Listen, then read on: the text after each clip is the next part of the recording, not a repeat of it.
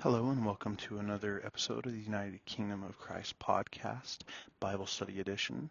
I'm your host, Glenn Griego, and I'm coming to you from the beautiful Denver metro area.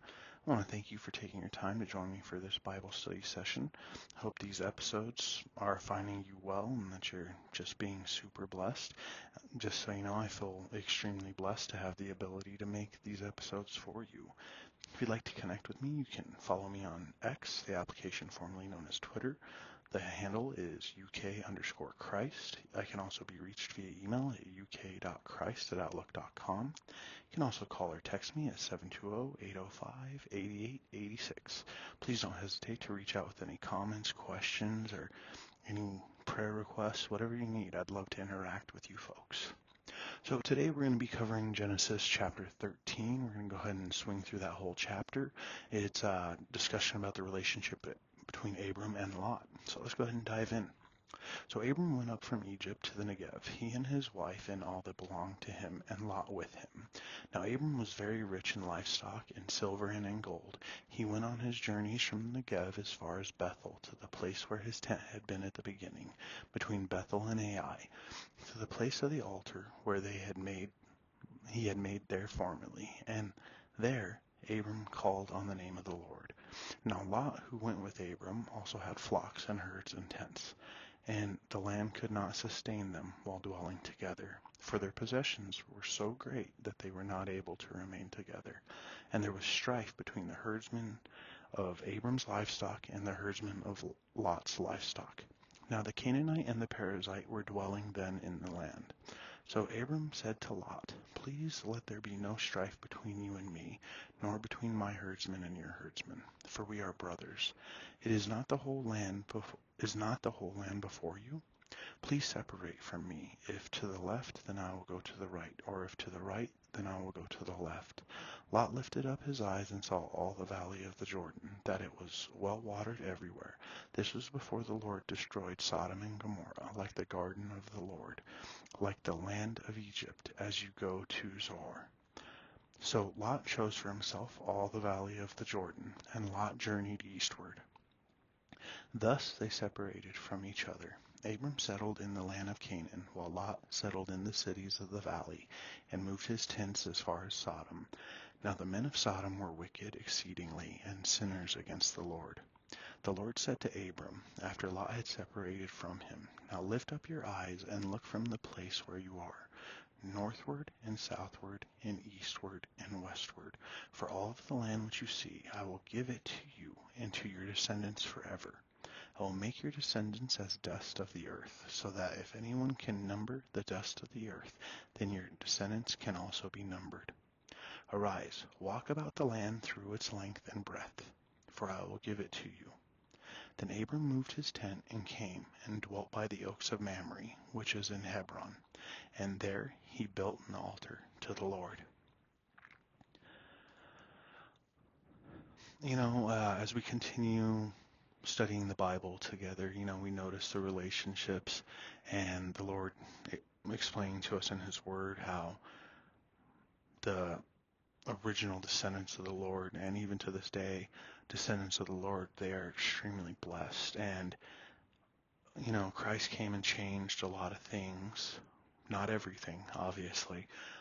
But look at Abram and look at Lot, where they were just exceedingly blessed. They had cattle, they had servants, they had gold, they had everything. So much to where it became a strain on relationships and also on resources. I'm sure that's most likely where the relationships began to become strained, where the herdsmen would have to move out further to actually water cattle and to feed cattle and to ensure that all of their needs were also met as well. And you see, here though, we're setting ourselves up for the future to see exactly what happens in Lot's life and Abram's life, Sodom and Gomorrah, right? And as we know, depending on how far, well, most people, I would say, even if they haven't studied the Bible, have heard of Sodom and Gomorrah. In my opinion, sodomy. And we know how the Lord feels about that. And really just reinforcing the Canaanites, the Perizzites, a lot of the different groups or tribes that lived within the area at this time. And also the promises. We see the Lord continuing to promise to Abram, hey, you know what? You're calling on me. He's building altars to the Lord, right?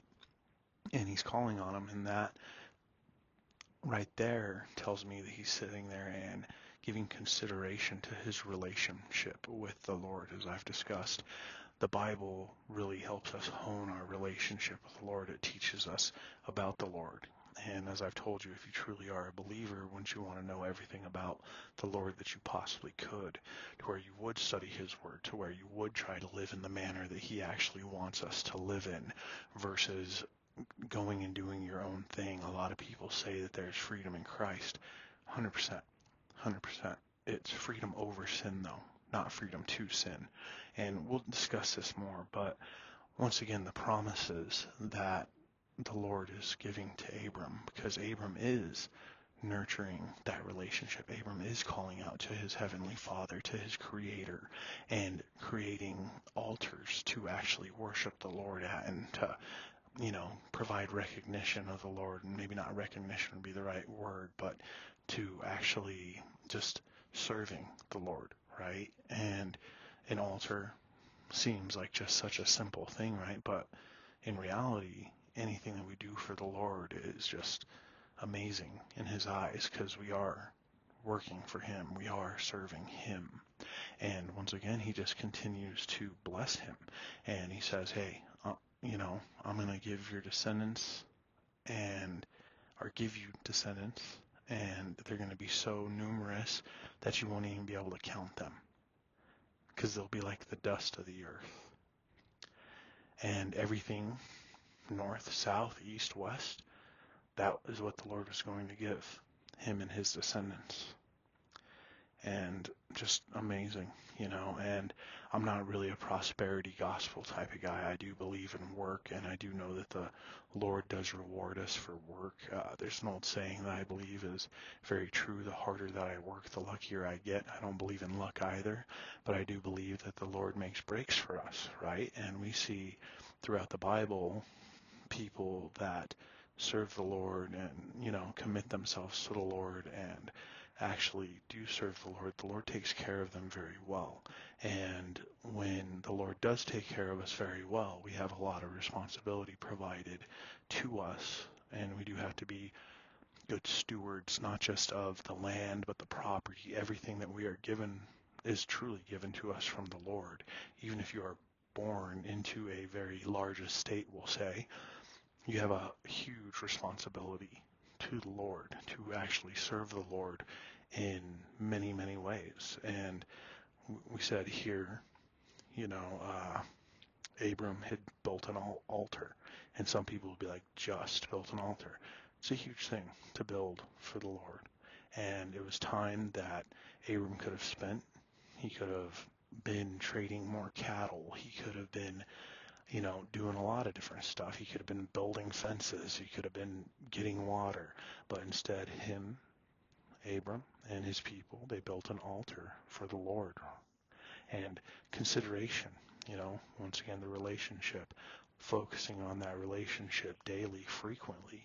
And it would be a challenge. I would challenge all of us, including myself, to continue to hone or develop the relationship with the Lord that we have, and for us to start taking it more seriously.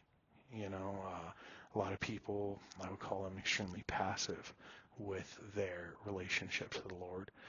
Some folks would be like just kind of a last resort, where I would prefer people to be more reliant on the Lord. And I know the Lord loves it when we rely upon him, because we are considering him in everything that we do, instead of, oh man, my life's really in the muck right now. I've made a lot of mistakes.